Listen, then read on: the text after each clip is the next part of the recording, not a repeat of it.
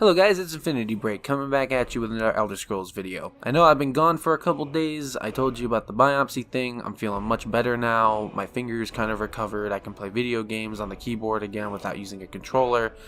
And I am going to come back into YouTube full swing. No stopping. We're just gonna go for it.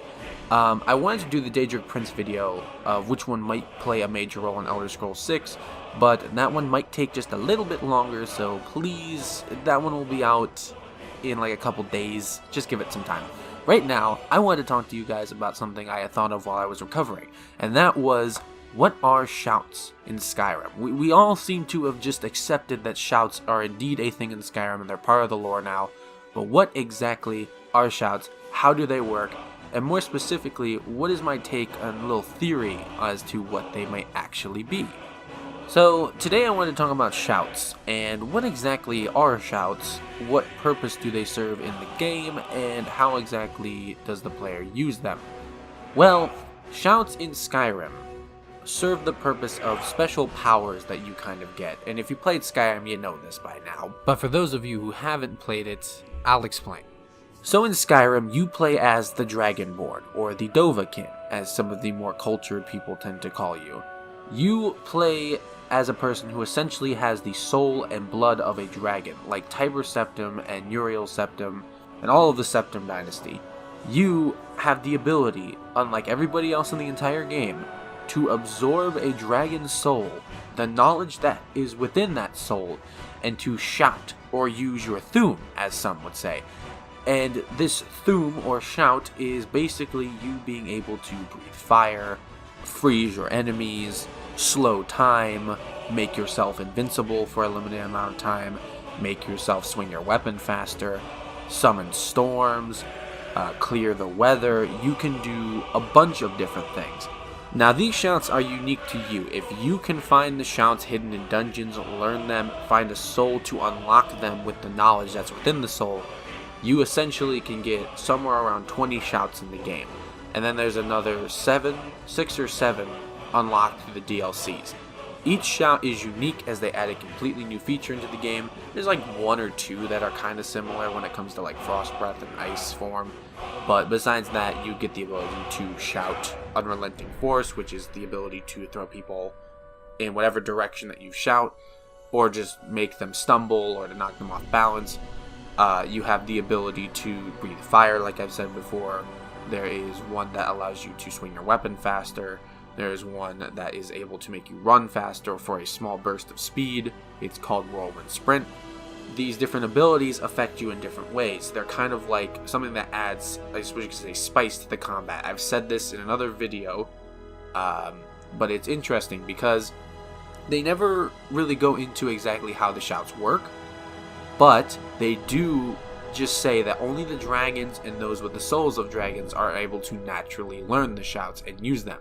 Everybody else, like Ulfric, has to spend years learning how to do it, which is extremely interesting to think about because I think it's a technique that has been shown previously in other Elder Scrolls games called tonal architecture. Okay, this is where things get interesting. Tonal architecture is probably one of the more complex subjects in the Elder Scrolls lore that not many people seem to directly know about. Tonal architecture is the concept of, well, an easy way to describe it is to think of life as a song, and everything in it is a note. That tree is a note. We, ourselves, are notes, and we create more notes with the actions we take. The properties we exhibit are also notes, and it's something that's very interesting because the basics of it, besides that, are that you're able to use sounds and other things to change the properties of reality. Very complicated, right? It's very hard to describe. I think I've spent 7 takes trying to describe it now, and I always mess it up. The basics of it, though, are that exactly what I just said. You are able to insert notes into the Song of Life by producing sounds and using special instruments and other types of magic to basically change the properties of reality. So the dwarves were very, very good at this, and they used it for almost everything when it came to mining, architecture, and medicine. They loved using tonal architecture. They were masters of it, and it was probably considered one of the most overpowered abilities that anybody in all of Tamriel had.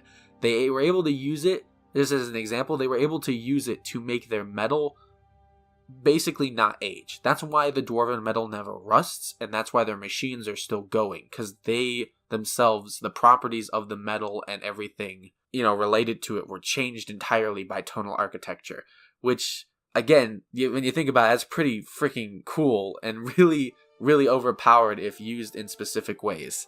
So how is tonal architecture related to Thu'ums? Well, Thu'ums are shouts. Shouts are sounds. And you shouting is producing different effects depending upon what words you're shouting. It's the basic concept of tonal architecture, using sounds to affect reality. You yourself are shouting. You're shouting very specific words and inserting notes into the song of life that have different results. You're shouting fire, and that produces fire from your mouth with the single utterance of the word. Shouts like become eternal, elemental fury, woe, and sprint, they affect the properties of you, the person who is shouting. You're even able to affect the properties of other people. You're able to drain vitality, you're able to make people weaker to certain attacks. You are changing properties of already existing things by simply shouting.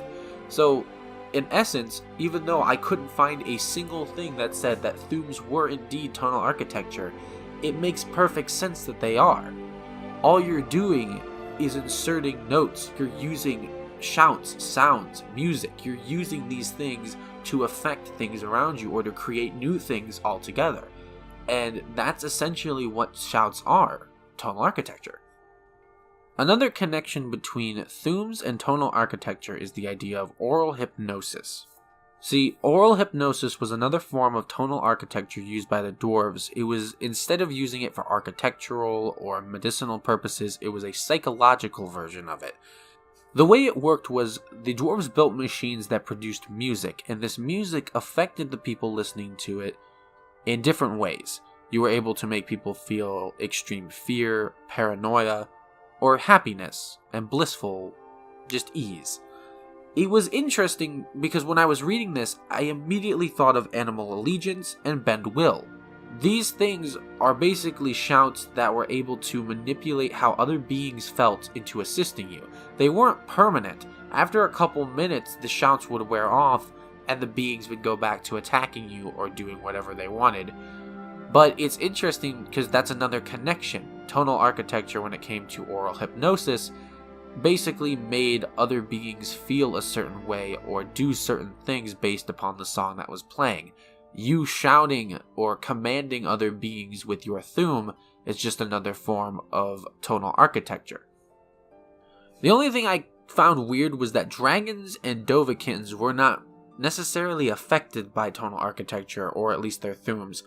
That's the only thing I think of that really could be against this whole idea, because believe me, like I said, there's a lot of evidence, but it's never been confirmed canon, and that's probably why most people don't talk about it. The thing is, though, is that most tonal architecture has some sort of negative backlash on whatever is producing the sound, or whatever person nearby that is trying to produce the sound. That's why ancient dwarves had to wear specific headpieces, and specific things that would prevent them from getting the negative backlash of the tonal architecture. That's why you have to wear Wraithguard when you're trying to hold Sunder and Keening, as they are tools of tonal architecture. They will negatively hurt you if you try to wield them without Wraithguard. And when the dragons and the Dragonborn are shouting, they never seem to show any sort of backlash when it comes to shouting. There is a cooldown, maybe that's something, but I couldn't find anything else that would basically say the shouts are hurting you in any way or have any sort of negative backlash on the user. Now please bear with me when I say that this is still just a theory. I couldn't find any evidence whatsoever in the lore that supported the idea that Thu'ums are tonal architecture.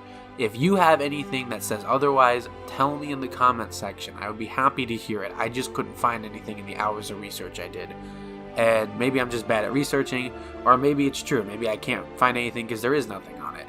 The concept is very interesting, as I believe a lot of it matches up. The whole idea of tonal architecture being this idea that you, using sounds, are able to manipulate the reality around you. But at the same time, Thu'ums are just this idea of you shouting a specific word that's in the dragon language, and it produces the effects that you are shouting. You are inserting different effects into the world around you, and you are affecting, I suppose you could say, the properties of things that are already existing in the world, and able to manipulate the will of those around you by using certain shouts as well, which is exactly what tonal architecture is. All of those things match up, so maybe it is a different form of tonal architecture. But anyway, that's it. That's, I think, everything that I can bring up on the topic of this video. I don't think that there's anything else that I've missed, and I'm very surprised that no one else has actually brought this subject up in its own video before. I know people have talked about tonal architecture, and I know people have brought up shouts before, but they've never made their own video on it. And maybe this has to do with the fact that it's just a theory, but it's still interesting nonetheless. Anyway, that's it for the video, guys. Thank you for watching if you have up to this point. I appreciate every single one of you that watches to at least the end of these videos. I don't expect you guys to listen to this, but if you are, say it with me now. Eat well, play well, and live well, of course. You guys go out there and strive to break infinity.